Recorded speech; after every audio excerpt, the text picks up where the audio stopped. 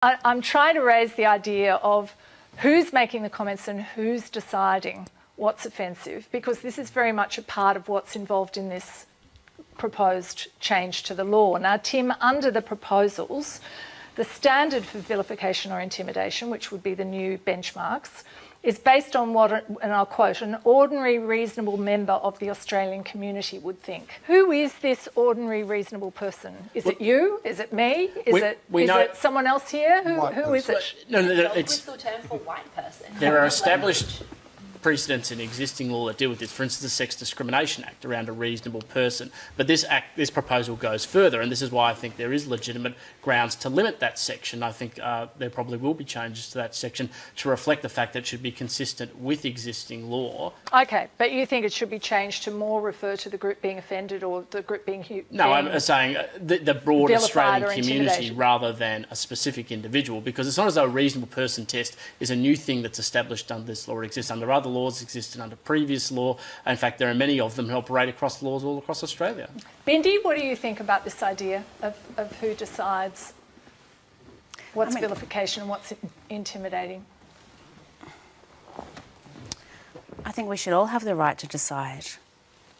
But what do you think the law should say about that? What do you think about this change? Do you think it's a good idea or not a good idea? I don't think it's a good idea at all. I think it should stay the way that it is, and that there should be laws that protect people, individuals or groups in these areas. Jenny, it seems to me what you're asking is where do we think it should be, that mysterious barrier? I mean, to me, it's got to be about violence in the end.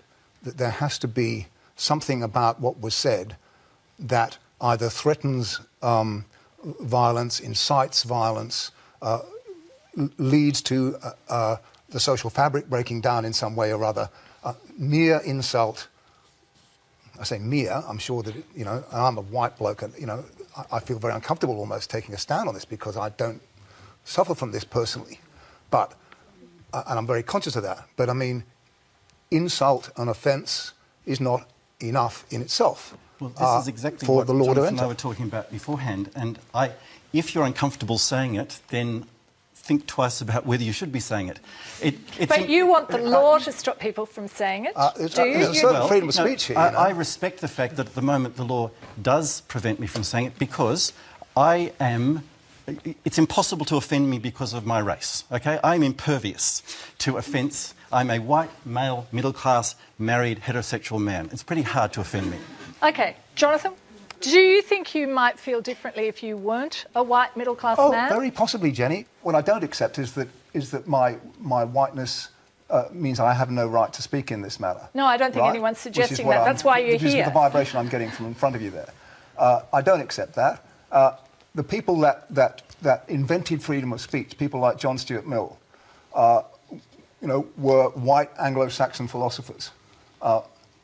They, if you like, were the people who lie behind this whole concept of freedom of speech in the Anglo-Saxon cultures, right? I don't think that's a culturally elitist thing to say or a racially elitist thing to say. OK, we do have to wrap up.